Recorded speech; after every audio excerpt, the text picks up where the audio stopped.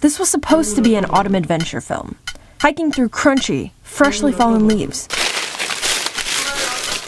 listening to the wind whistle through the trees, and taking in the gorgeous colors of autumn.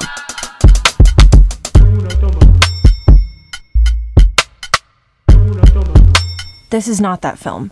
Instead, this turned out to be something entirely different. The plan was to travel 3.5 hours north into Illinois, to the #1 attraction in the state of Illinois, at least according to their site. We were supposed to see towering trees, amazing waterfalls, and extraordinary views. However, there was only one problem. Everything was dead.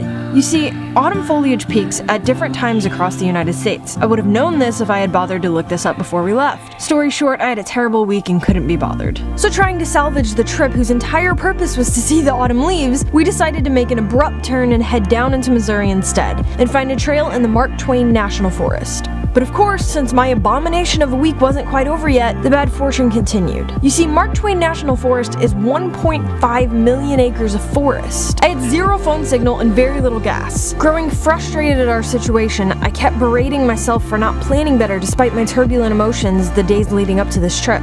Just when I was about to completely break down for like the billionth time this week, I found a sign leading to a historical site.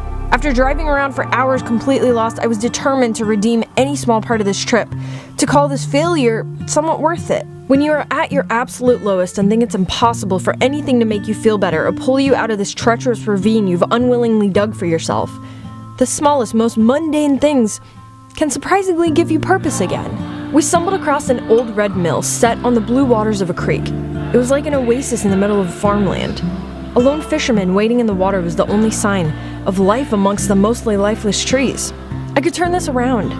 My film had a new plot, a story worth telling again.